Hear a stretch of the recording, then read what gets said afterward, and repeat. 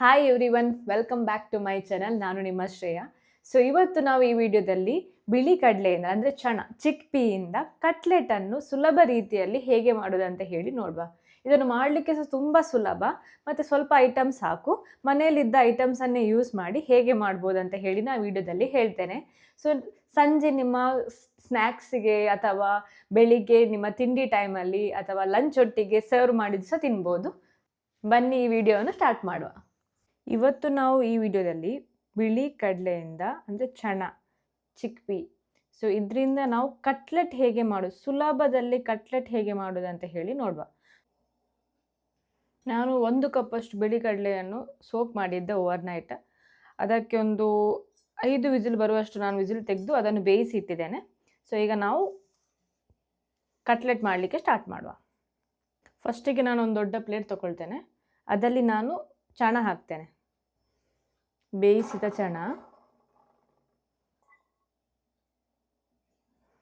Green chilli,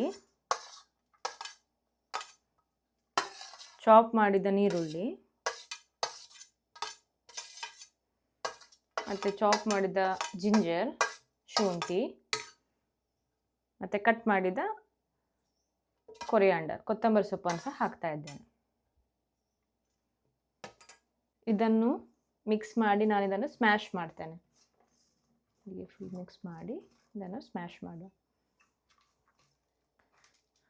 ಹೀಗೆ white ಚನಾವನ್ನು ಚೆನ್ನಾಗಿ ನಾನು ಸ್ಮ್ಯಾಶ್ ಮಾಡಿ ಇಟ್ಟಿದ್ದೇನೆ.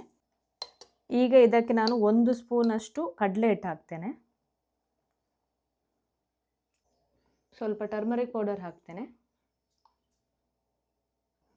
ಸ್ವಲ್ಪ ಚಿಲ್ಲಿ ಪೌಡರ್. ನಾನು ಹಸಿಮೆಣಸು ಹಾಕಿದ್ದೇನೆ, ಸ್ವಲ್ಪವೇ ಚಿಲ್ಲಿ ಪೌಡರ್ ಹಾಕ್ತೇನೆ. ನಿಮಗೆ ಎಷ್ಟು ಖಾರ ಬೇಕು ಅಷ್ಟು ನೀವು ಹುಡಿ ಹಾಕಿದರೆ ಆಯಿತು. ಇದಕ್ಕೆ ನಾನೀಗ ಕೊರಿಯಾಂಡರ್ ಪೌಡರ್ ಹಾಕ್ತೇನೆ. ಕೊರಿಯಾಂಡರ್ ಪೌಡರ್ ಒಂದು ಸ್ಪೂನಷ್ಟು, ಸ್ವಲ್ಪ ಜೀರಾ ಪೌಡರ್, ಸ್ವಲ್ಪ ಬ್ಲ್ಯಾಕ್ ಸಾಲ್ಟ್ ಹಾಕ್ತೇನೆ, ಸ್ವಲ್ಪ ಪೆಪ್ಪರ್ ಪೌಡರ್, ಸ್ವಲ್ಪ ಸಾಲ್ಟ್. ಬ್ಲ್ಯಾಕ್ ಸಾಲ್ಟ್ ಆಲ್ರೆಡಿ ಹಾಕಿದ್ದೇನೆ, ಸ್ವಲ್ಪನೇ ಸಾಲ್ಟ್ ಹಾಕ್ತೇನೆ, ಅದರದ್ದೇ ಟೇಸ್ಟ್ ಬರ್ತದೆ. ಸ್ವಲ್ಪ ಲಿಂಬೆ ರಸನ ಹಾಕ್ತೇನೆ ಮತ್ತು ಇದನ್ನೀಗೆಲ್ಲ ಸೇರಿ ಮಿಕ್ಸ್ ಮಾಡಿದರೆ ಆಯಿತು. ಸೊ ಇದನ್ನೀಗ ಫುಲ್ ಕಂಪ್ಲೀಟಾಗಿ ಮಿಕ್ಸ್ ಮಾಡು.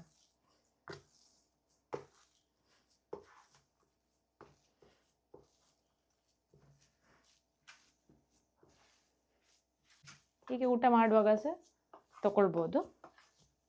ಸೊ ಈಗ ಬೋರ್ ಆಗ್ತಿದ್ರೆ ಏನಾದರೂ ಸ್ನ್ಯಾಕ್ಸ್ ಮಾಡುವ ಅಂತ ಹೇಳಿದರೆ ನೀವು ಈ ಕಟ್ಲೆಟನ್ನು ಸಹ ಟ್ರೈ ಮಾಡ್ಬೋದು. ಇದರಲ್ಲಿ ಪ್ರೋಟೀನ್ ಅಂಶ ಇದೆ, ಯಾಕೆಂದರೆ ಕಡಲೆಯಲ್ಲಿ ಪ್ರೋಟೀನ್ ಇದೆ.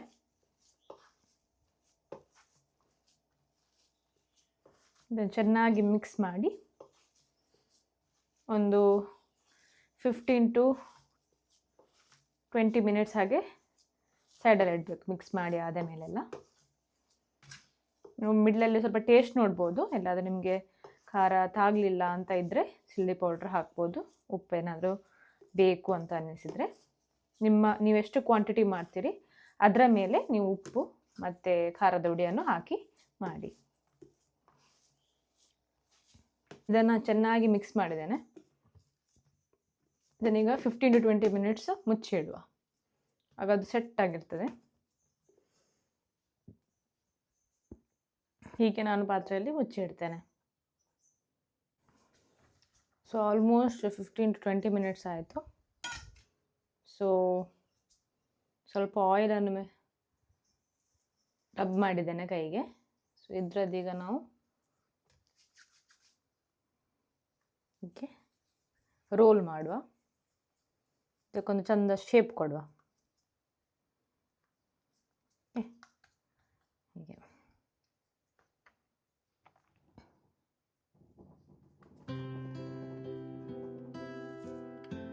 ಇನ್ನೂ ಸ್ವಲ್ಪ ತಗೊಳ್ತೇನೆ. Second one.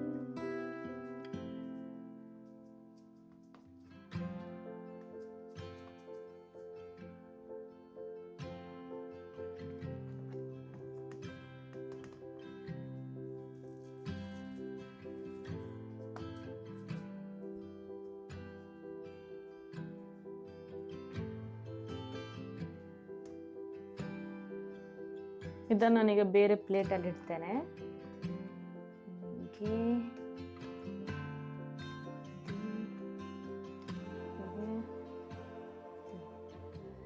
ಸೊ ಇದರ ಮೇಲೆ ನಾನು ವೈಟ್ ಎಳ್ಳು, ಬಿಳಿ ಎಳ್ಳು ಉಂಟಲ್ಲ ಅದನ್ನು ಹಾಕ್ತೇನೆ. ಸೊ ಎಳ್ಳು ಸಹ ಹೆಲ್ತಿಗೆ ತುಂಬ ಒಳ್ಳೆಯದು.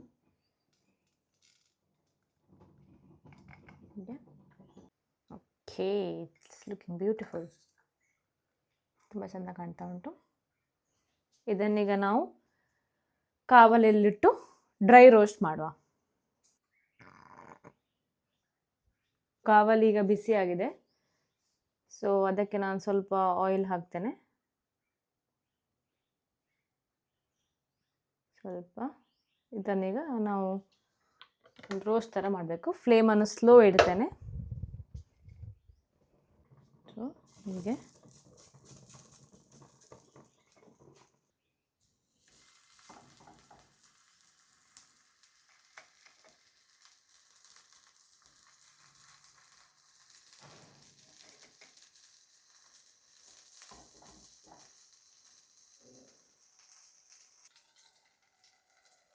ಸ್ವಲ್ಪ ಹೊತ್ತು ಬೇಯಲಿ. ಇದನ್ನೀಗ ತಿರುಗಿಸಿ ಹಾಕಿದರೆ ಆಯಿತು.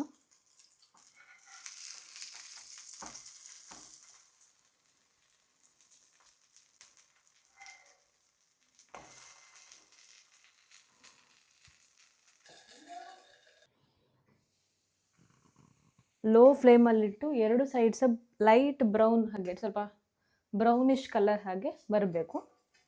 ಗೋಲ್ಡನ್ ಬ್ರೌನ್, ಸ್ವಲ್ಪ ರೋಸ್ಟ್ ಥರ ಆಗಬೇಕು, ಆಗ ಅದು ಒಳ್ಳೆ ಟೇಸ್ಟ್ ಬರ್ತದೆ. ಸೊ ಬಿಸಿ ಬಿಸಿ ಬಿಳಿ ಕಡಲೆಯ ಕಟ್ಲೆಟ್ ರೆಡಿಯಾಗಿದೆ.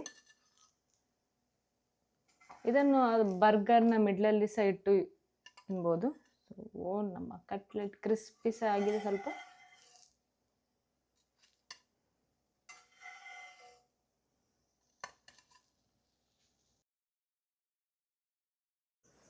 ನಮ್ಮ ಚಾನಲ್ಗೆ ನೀವು ಹೊಸಬರಾಗಿದ್ದರೆ ಸಬ್ಸ್ಕ್ರೈಬ್ ಮಾಡಿ, ಲೈಕ್ ಮಾಡಿ, ಶೇರ್ ಮಾಡಿ, ಕಮೆಂಟ್ ಮಾಡಿ, ರೆಸಿಪಿಯನ್ನು ಟ್ರೈ ಮಾಡಿ. ಹೀಗೆ ವಿಡಿಯೋ ಹಾಕ್ತಾ ಇರ್ತೇನೆ. ನೆಕ್ಸ್ಟ್ ವಿಡಿಯೋದಲ್ಲಿ ಸಿಗೋಣ. ಅಂಟಿಲ್ ದೆನ್, ಬೈ ಬಾಯ್.